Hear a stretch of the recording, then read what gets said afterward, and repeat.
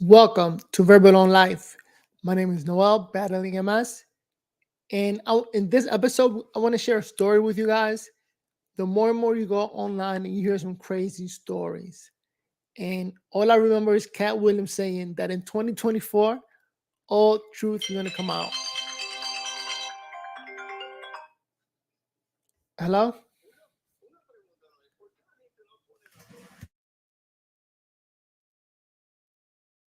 Verbal or life. Okay. So in this episode, I'm going to share a story that you really got to listen to it, and let's try to figure out how true is it, because we know that in 2024 all truth will be exposed. Now let's take a look. Oh yeah, by the way, if you haven't subscribed to the channel, go ahead and click on that subscribe button. It will really help this channel grow. All right, and I just want to thank you to all the subscribers that I got so far, and let's keep it moving, trying to get to 2,000, and it can be done. All right, so check out this story.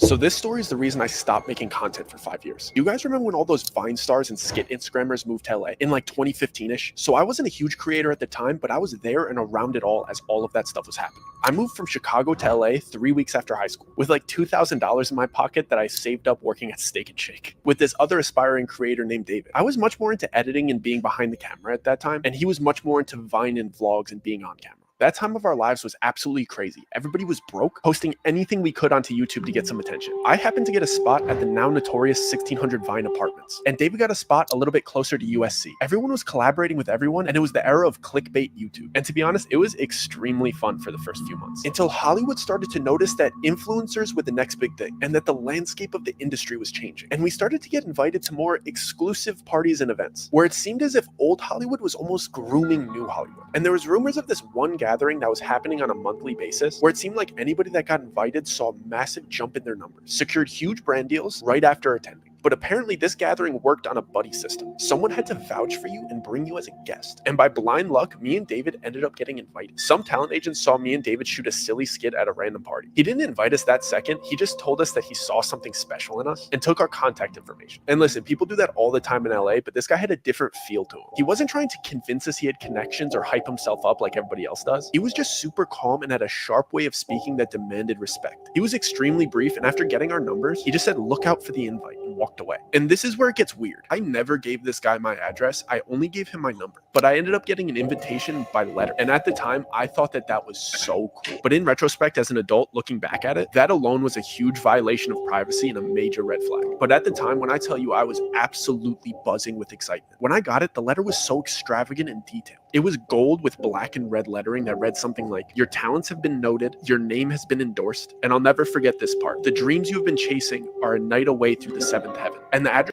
I think when you're young, you believe so many things that you're willing to go anywhere and do anything just to get money. Because you know when you're young, you're smarter than everybody. This was a beautiful home in Laurel Canyon that was set to happen that weekend. It also noted to not be a minute late and not to expect to leave before midnight. And at the time, it felt like the Willy Wonka golden ticket. And the excitement doubled when I got a text from David at the same time, in all caps saying, "Did you get one too?" I felt like our lives were about to change. And I was right. David blew up after this party, and I had to go into hiding. I felt like our lives were about to change. And I was right. David blew up after this party, and I had to go into hiding. When I tell you I was on cloud nine leading up to that party, I mean it. I was so young and naive and delusionally optimistic. I truly believed that I was going to go to this party and leave rich, because it literally seemed like that was happening to the creators around me that attended. I was hyped. I've never been a braggy person, but when you're young and excited, you get consumed by good news and want to talk to your friends and peers about it. So everybody that I chatted with who I knew was a content creator and was in the know about this party, I couldn't help but to tell them. And all the feedback was positive and along the lines of, "Let me know how it goes," or "Can you try to get me into the next one?" And even some from bigger creators saying, "I'll see you there," with like a little smirk on their face, like they were pumped for me. Except for one conversation with a creator that most of you probably know. This creator is an extremely positive guy, and he's one of the most wholesome, bubbly, genuine guys I met out there. And when I told Mr. him the good news, he looked at me like I Could it be Mr. Beast?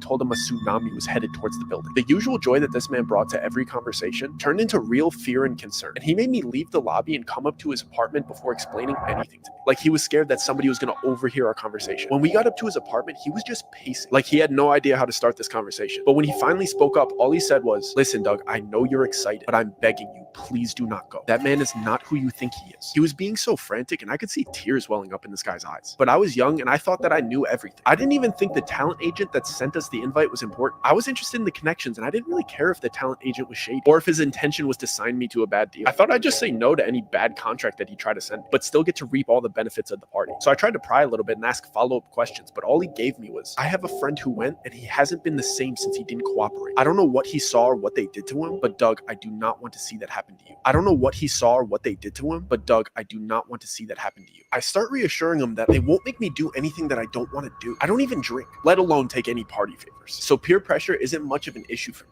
I make up a lie to get out of the situation because, to be honest, I selfishly wanted to stay excited about this party, and I really didn't want to hear anything negative about it. So I jokingly told him that I'd text him when I got home and that I had to leave to edit some videos tonight. What I was really doing was calling my dad to beg him for $100 to buy a rental suit. Mind you, we were all still poor, and I was living in an apartment that I could barely afford. My dad reluctantly sent me the money, and I immediately texted David to pick me up tomorrow at 5 p.m. so we could both get our suits before the party and grab food before we head to the party at 11. When David picked me up the next day, he was so excited and in such a great mood that I had to hide my concerns from him, at least while we were shopping for the rental suits. I had to manufacture excitement because David always has his camera out, and I wouldn't just be spoiling the mood, I would be ruining the content that he was trying to record. So I went along with it throughout the shopping process. Our plan was to drop his car off at my apartment, walk to the In-N-Out Burger on Sunset Boulevard, eat, and then change into our suits in the bathroom and hop into the Uber, so we didn't smell like burgers. When we finally sat down to eat, I took that opportunity to bring up the warning that my friend gave me the day before in his apartment. I told him everything that he said to me and how scared he looked when he said it, and that I was feeling a little bit worried about going to this party. David cut me off before I even got to finish my sentence and firmly said we're going, and then went on a rant about how my friend is a jealous clout chaser and that he's just salty that his content isn't good enough and would never be invited to something like this. He said it in a half serious, half joking tone like he always does when he wants to get his way. Then he finished off by guilting me and saying, "Doug, don't ruin this opportunity for us. Please just get through this party for me." I'd never heard anybody talk about my friend that way, but I'd known David for so much longer, so I trusted his judgment. So I nodded my head and called the Uber. We changed in the bathrooms and hopped into the Uber, and David starts recording again, so I have to pretend to be excited again. But once we got off the side streets and started driving up Laurel Canyon, I started getting anxious and internally panicking. If you're not familiar with Laurel Canyon, it's filled with beautiful homes, but at night it's extremely dark and borderline freaky, especially when you consider all the history with the Manson murders in that area. Part of me feels like we're dropping ourselves off into a setup, but once we arrive, all of my worries get washed away. We pull into the driveway, and this house is beautiful and extravagant, and everyone waiting in line to walk in is smiling and laughing and friendly. So I get excited again. At the door, they take our phones and have us sign an NDA, which isn't uncommon in house parties like this in LA. And they give us a mask and a name tag with funny aliases. My mask looked like a bear, and David's looked like a bird. My alias was Stardust, which David got a crack. This started to sound like a movie. Like, really? Things like this happen? But it sounds real. Comment below. What do you think? Let's keep listening. And his was Banshee. We enter what you could call like the lobby of the house, and as we're walking in, the apparent host of the party starts giving a speech. This man is very eccentric and outspoken, and he's got the cadence of a late night show host, and I spot the agent that invited us standing right behind him. The speech was basically just encouraging everybody to have fun and explaining the itinerary of the night. Apparently this was a themed room party, and all of the guests were instructed to move to the next room whenever the grandfather clock chimed. He wrapped up his speech with some cheeky joke, and then one line that still irks me to this day. He said, "Have fun now. Our descent starts at midnight." I tried to give David the eyes that I didn't like where this party was going. This type of behavior. Our descent starts at midnight. Like, you really should know what you're getting yourself into. Because, right, you hear that from somebody in a party, I personally would have walked away. From people that I saw as adults made me extremely uncomfortable. The moment the host wrapped up his speech, a couple of workers came out of the doorway. They were holding a couple sets of long poles. All of a sudden, music started playing, and everybody seemed like they knew what was going on. So I just went along with it. So I guess these parties start off with a big game of limbo. It's funny seeing people dressed so nicely playing a silly child's game, but it's even weirder seeing A-list celebrities being so excited to play. Because everybody had masks on, but when somebody that you grew up watching in movies walks by you with a quarter of their face covered, you still know it's them. I was amazed with how inviting and willing to introduce themselves these people were. I was expecting at least an undertone of uppityness in it. But it seemed like everybody was involving everybody in conversation, and they were frequently introducing themselves to me with their alias, of course. The only thing weird about it was something that I didn't notice until the third person did it. When they shook my hand, they pressed their thumb into the soft part between my thumb and my pointer finger. And I only recognized the pattern because the third guy gave me a big smile and said, "This must be your first time here." In retrospect, this should have alarmed me, but it seemed like they got friendlier when they realized. I'm thinking, is it one of those things where they scratch the center of your palm? That's codes for watch out. That it was my first time here, so I didn't really think anything of it. But before I got to ask any follow-up questions about this odd handshake, the first grandfather clock chime went off, and everybody excitedly rushed into the second room. When I finally got in there, I was taken aback by the dramatic decor change. Everything in this room was different shades of blue. The music was romantic, and all the furniture was cabana beds and love seats. I stood there for a second trying to realize what was different, but I couldn't put my finger on it until some girl walked by and caressed my shoulder in a really flirty manner. The decor changed, but the way everybody was acting was drastically different. Before, everybody seemed to be outgoing and inviting and friendly, but the second they stepped foot into this room, they became touchy, flirty, and suggestive. I was only 19 at the time, so this type of behavior from people that I saw as adults made me extremely uncomfortable, especially when I saw that the cabana beds had curtains that you could close for privacy. And I realized that these people weren't just being suggestive, they meant it. I tried to get So they knew what time it was. It sounds like a P. Diddy party. Maybe that's what P. Diddy was doing with his jams or freak offs. give David the eyes that I didn't like where this party was going, but he seemed to be really enjoying the female attention, so I was on my own. I basically stayed in perpetual motion and walked laps until the next chime went off, so I didn't have to sit next to anybody for too long and let them get too comfortable. The clock finally went off and everybody rushed to the next room immediately. The weirdest part was the people that were in the private sections didn't even bother redressing except for the mask. I was in no rush to get to the next room, but I could see into it over the crowd of everybody's head. The walls were bright orange, but the smells that were wafting in from that room were amazing. And when I finally got in there, it was like the Hogwarts feast. It was table after table of the most delicious spreads I've ever seen. There was full tables for seafood, full tables for meats, full tables of sushi, and an entire wall of spirits. I almost started enjoying myself again. That's crazy. I mean, try to picture you being there. What would you do? You know, just enjoy the moment, enjoy everything. Because remember, when you're young, you know it all, and you know you can take care of yourself. So it's a lot of things, tempting things there. Until I saw the way these people were treating this food. They were disrespectfully biting chunks out of delicious prime rib roasts. They were just shoving copious amounts of high-grade sashimi into their mouths and eating caviar like it was cereal. The way that they were just grabbing with their hands and just spitting out things that they didn't like onto the floor ruined my appetite. At this point, I wanted nothing to do with these people.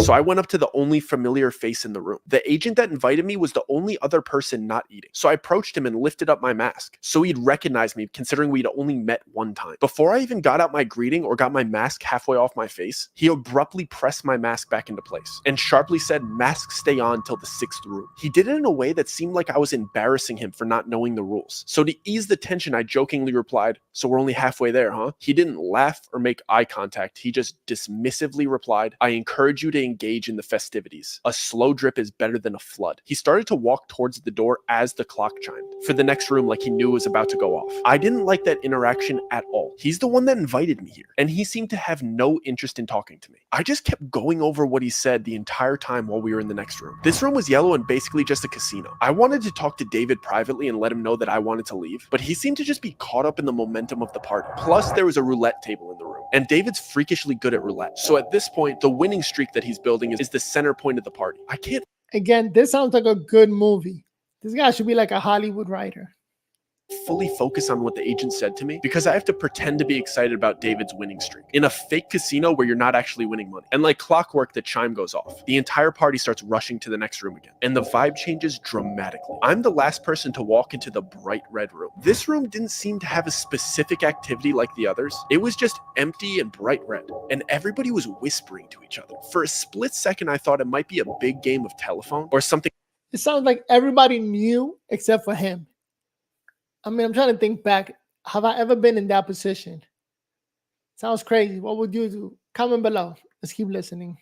silly like that. But as I started walking through and brushing shoulders with these people and hearing what they were saying to each other, I started questioning everything. The same people that I saw laughing and celebrating and eating together were whispering the most heinous, offensive comments directly to each other. I mean things that you wouldn't even say behind your friend's back, they were saying it to their face. I'm talking friendship-ending secrets and personal opinions about each other laced with envy and jealousy. I hurried to a quiet corner because I was sick of hearing everybody's dirty laundry after walking around for a minute and a half. And it all clicked. I knew exactly what this party was. I see the host ask the first person in line a question before having them repeat something that he said. When I tell you I am done with this party, I'm absolutely not doing that. All the dots start connecting in my head while everybody's being horrible to each other around me. I'm trying to recap the whole night and remember the order of each room to solidify my suspicions. But I would walk out and just leave.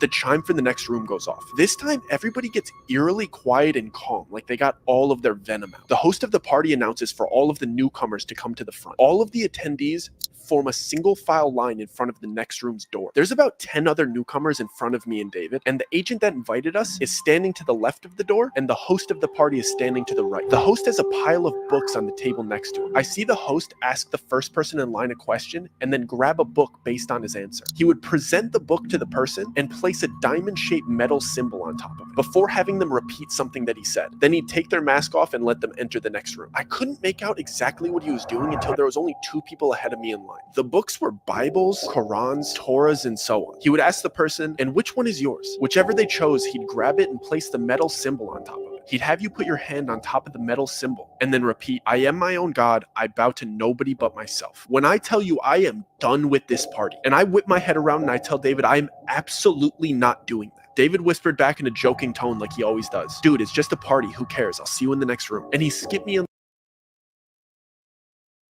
line to show me that he'd do it first to make me feel more comfortable. He went through with it and giggled his way into the next room. It was my turn, so I tried to play it cool and whisper to the host, "Do you mind if I skip this part? It's making me a little bit uncomfortable." I thought he'd subtly break character and reassure me that this is just a party theme and it's all good. Instead, he whispered back to me in a really kind tone, "Of course, man, don't worry about it. Just take your mask off and turn around." I was relieved for about a split second before the agent that invited me here grabbed my arm and started guiding me towards the exit. And I see that everybody that was behind me in line staring at me straight-faced. I look back at the host and he's standing up and loudly shouts like he's starting a chant. The price was not paid. And then everybody in line that was staring at me chants in unison like they knew exactly what to do. "Remove the profane." And they repeat it over and over until I'm through the exit door. "The price was not paid. Remove the profane. The price was not paid. Remove the profane." So the agent just walks me to the closest door. He doesn't even walk me to the front of the party and out the front door. He just puts me out into the backyard. It's 4 a.m. My friend's still inside. I don't have my phone. So I decide to walk around the right side of the house because that's where all of the party attendees were kind of headed. Let me see if I could peek in and maybe flag down David to let him know I got kicked out. And there's some windows to the next room. But of course, these windows are like big church stained glass windows. And you can't really see through stained glass windows like the colored ones. But if you go really, really close and you look through the white parts, you could kind of see clearly what is on the inside. And this room is like a bizarre church replica without all of the seating. It's just a big church-like room. And all of the people that were in there had their masks off. And it was like a big circle and almost looked like an initiation. And all of these celebrities are standing around in a circle around the other 9 new people. It was 10 excluding me. And there was big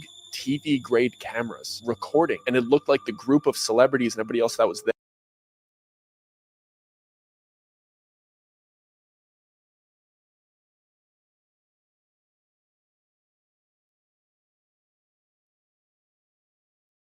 there was kind of cheering them on, but then there was clearly people in there that were much more serious and kind of threatening. And the 10 new people were in the middle of this room being forced to do horrible things that I wish I could unsee. And the new people clearly didn't want to do these things. They were being forced to do these things. And they were clearly recording it. And I see my friend being forced to do these horrible things in front of these people and in front of these cameras. I just start panicking. I don't know what to do. So in my head, I'm like, I just need to get out of here. So I start speed walking to the front of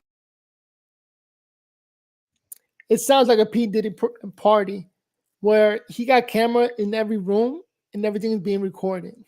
the house. And I'm thinking, I need to get out of this gate. There's only one street. We're on Laurel Canyon. I just noted my microphone was on mute a minute ago. Sorry about that. And what I said was that P. Diddy got cameras in all his rooms. So this sounds like a P. Diddy party. Just saying.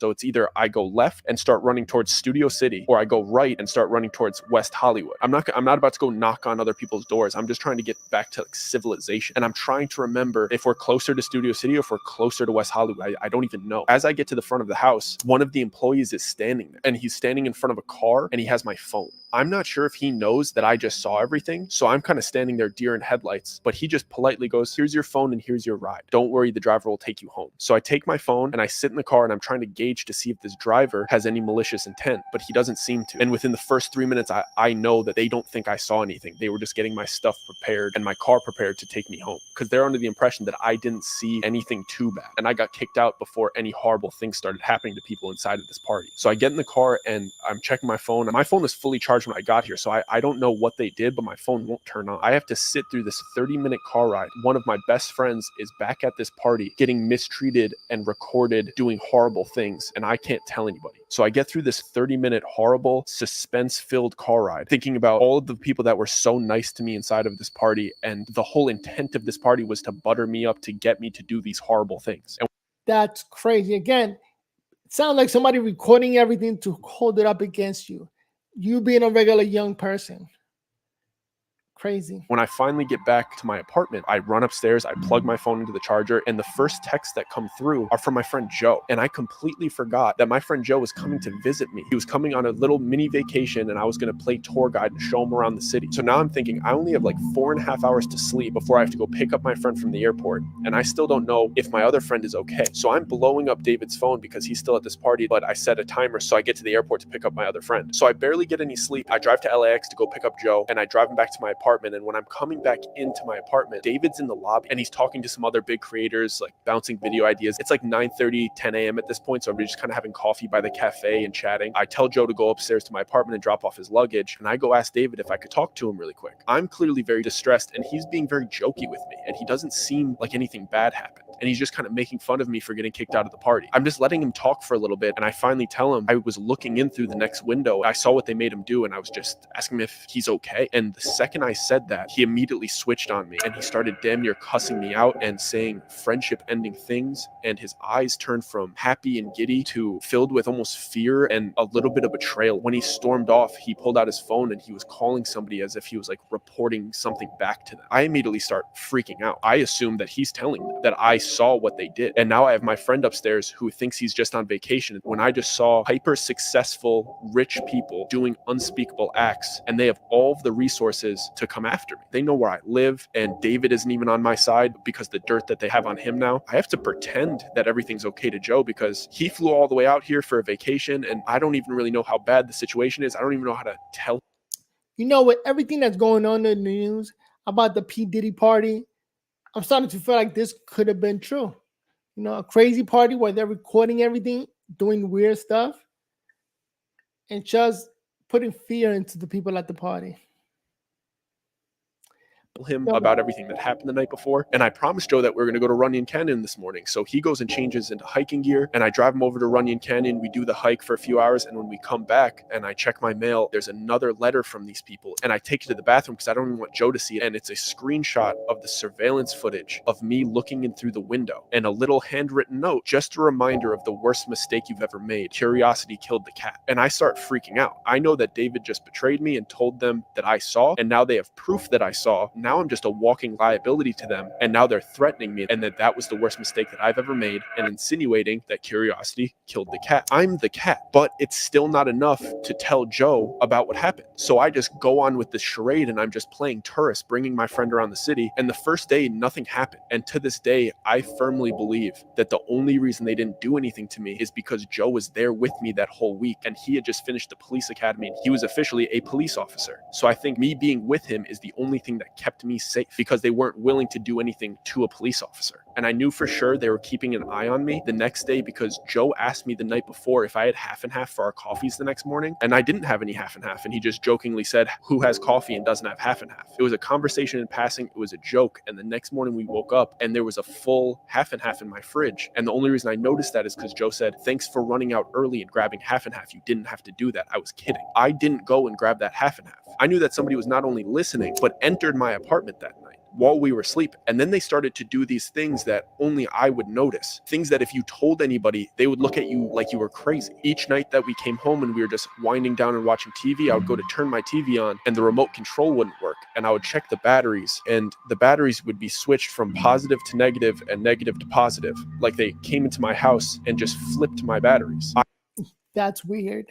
I know that my remote control worked the day before, and they just needed me to know that they were in my house and flipped my batteries, just to let me know that they were invading my privacy on a daily basis. And then it started escalating to when I would take Joe to lunch, or we would pop to the grocery store, or we would go to the movies, and we would come back to the car, and my left blinker would be on. They would just open my car and put it down, and every time we would come back to the car, my left turning signal would be on. It happened like 6 times. How can I tell anybody that somebody broke into my car and turned my left signal down? It's something that only I would notice. And I can't tell Joe because I'm not trying to scare him. And it's also something that I don't even think he would take seriously. He would probably say, you probably hit it down when you were stepping out of the car. And then things started to pick up. They started to do very specific things to me that weren't just by chance. We came home one day and I locked the door behind me like I was doing every time because I was super, super paranoid. My apartment door lock just locked swiftly. My apartment door lock doesn't lock swiftly. I would have to like press into it and jiggle it and force it to lock. And it's been like that since I moved in. And it had this sharp little nub on the front that I would feel with my thumb every single day. And one of the days we came home and it just smoothly locked and the nub wasn't there. So they were letting me know that I can't even lock them out. But how do I tell anybody that they're doing this to me? Because they would just say the apartment was probably aware of it and changed it. And I still wasn't able to tell Joe because I would think that he would come to the same conclusion. But then the next day we go to the car to go to breakfast and we get into my old car that I've had for 5 or 6 years at the time. And I grab my gear shifter and I go to pull it into reverse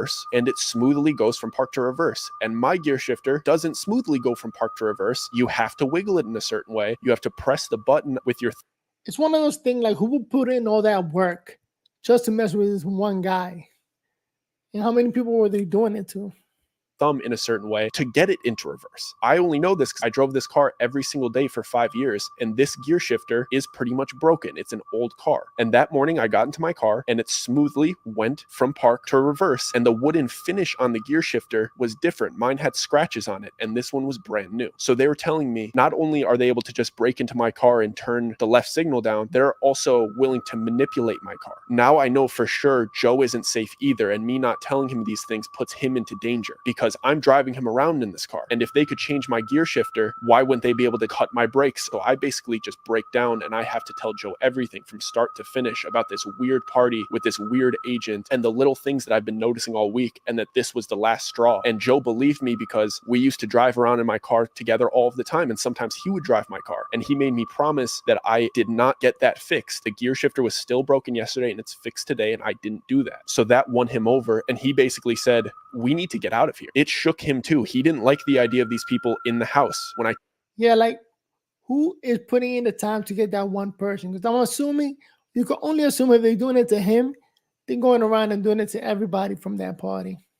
told him I didn't get the half and half, when I told him all of these things that were adding up over the last couple of days, it freaked him out. And he's like, bro, we got to go back to your apartment. We got to get your stuff. We got to get you out of here. Then my entire world is shattering. I moved out here and all of these things were going great for me. And I had a place and I had friends and I didn't want to leave. Maybe the stuff will die out. I'll be able to work with other people. It's going to be okay. I don't want to just leave my apartment, leave all my stuff. But Joe insisted that we went back to my apartment to grab his stuff and mine and then go stay at a motel before he leaves the next day. And when we got to my apartment, David was in the lobby with other creators by the cafe again, and I went up to him. I didn't really have any idea about what I was going to say to him. All he did was hand me a coffee, ignore everything that I said, and walk away. But then when I looked at the coffee, it had a little napkin wrapped around it. I saw that something was written in Sharpie on the napkin. It said, I'm so sorry. You have to leave tomorrow with him. Otherwise, it's me and you. And I went upstairs and I packed a couple backpacks and I left LA the next morning with my friend, and I never went back. Joe and I rushed out of that city as fast as we could. I packed as much of my stuff as I could, and we just started driving.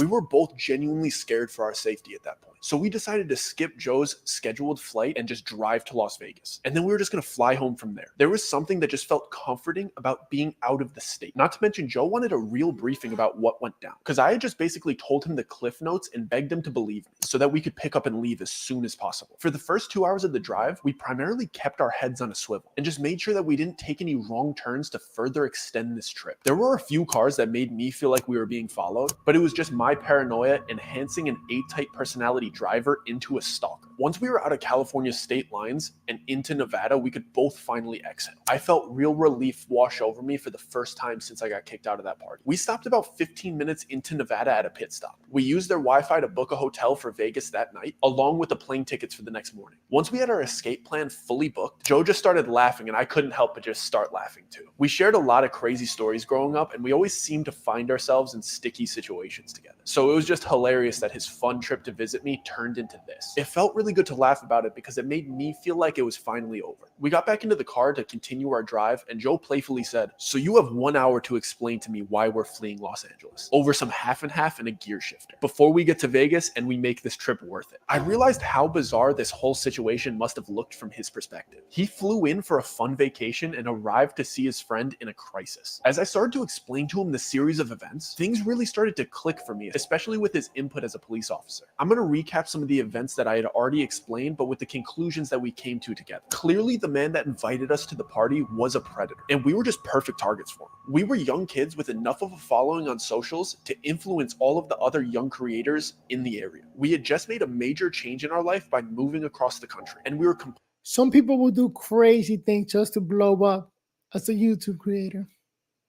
completely isolated from our families who we could consult with about important decision making. And we were in a bad financial situation because at the time, just having a following on the internet didn't equal revenue. We were perfect targets to be indoctrined into a system where they could have full control over our budding careers. And apparently that's exactly what cult-like communities look for potential members. Not to mention, we were in LA trying to make a career in entertainment, and it seemed like they held the key to our dreams. As I was explaining to Joe the invitation and how it showed up to my house, we came to the conclusion that this guy approaching us at that party was not a coincidence. He had to have been scouting us prior to the time that I thought that we just met by chance. The party itself was a trap as well. When I finally had the chance to process what he said to me about the slow drip is better than a flood, it really started to make sense. Each room was designed to slowly introduce you into giving into temptation and sin. Everybody there being so nice and inviting was clearly on purpose. Seeing all of these people that you've looked up to for years indulging in these temptations of each room and inviting you to join in with them is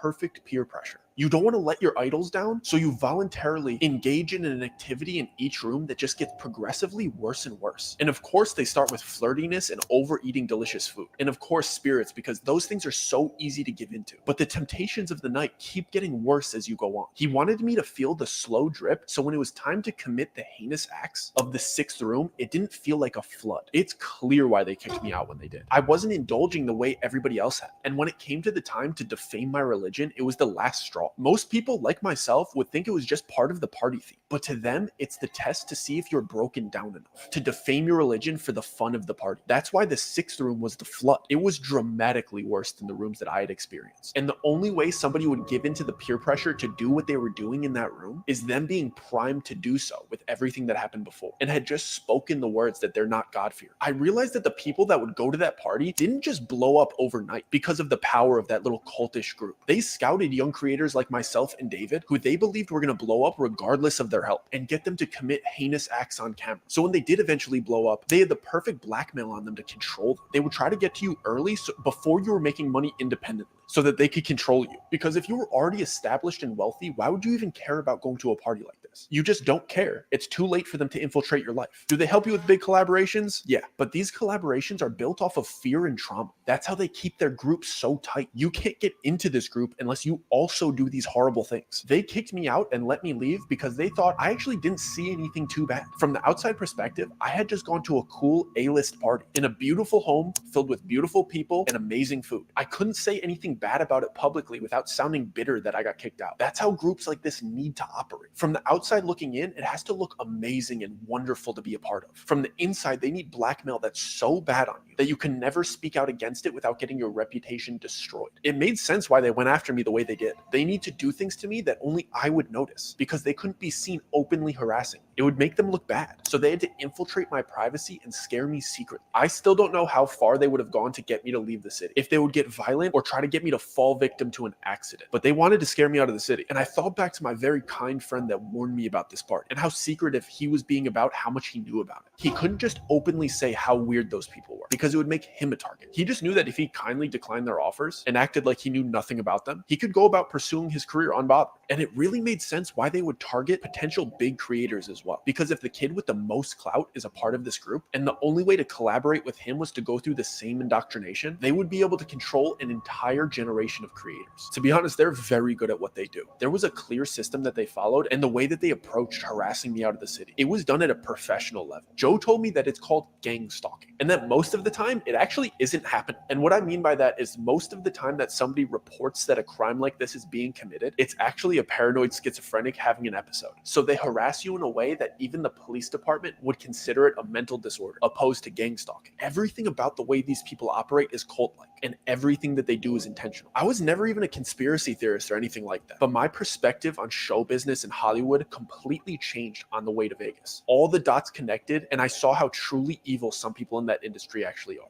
And when I got to Vegas, I started to see how openly they show it. I know I've spent this whole time talking about how secret and exclusive this party was, and how everybody that knows about it has their lips zipped shut. But when we had arrived at our hotel near the strip, I started looking around at the big signs and promotions, and they really don't hide it. There was cultish symbolism in all of the music, live performances, and movie trailers. What used to look like just cool designs and eccentric artists was blatant symbolism for what was actually going on. I will never look at showbiz the same after that. I'm extremely happy being an independent artist, safe in the middle of the country, away from those cultish hedonists. I never received another letter or heard from David again, but what I can tell you is that everybody that was affiliated with that group became massively famous, but everybody involved fell as hard as they ascended and have had even more massive controversies. And to anybody pursuing a life in the arts or social media, do not fall into this trap. They will promise you everything that you've ever wanted, but they'll take it away whenever they please. And I promise you will hurt the people around you in the process. Welcome to the society. Guys, if you enjoyed this story and you want to watch more, I have plenty of full stories and episodes on the channel. We have the stick.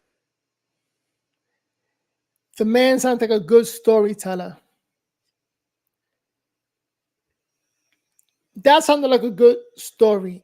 And it started to feel real because everything that's happening today in the news, all these P. Diddy parties, sound similar to what that young man was just telling you. I'm gonna leave a link at the bottom so you can go watch the video as many times as you want.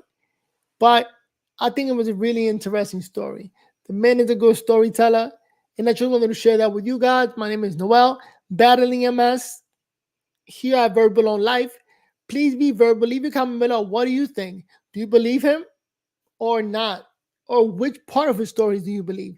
Because again, with everything that's happening with P. Diddy, I kind of believe some of the things that he said. But that was a good story. I wanted to share with you guys. And I'm going to leave it right there. Comment down below. I just told you guys what I think. I think he's a good storyteller. Good, entertaining story. Some of it might be true. Some of it, hard to tell. But comment below. See you guys in the next video. Peace. Verbal or life.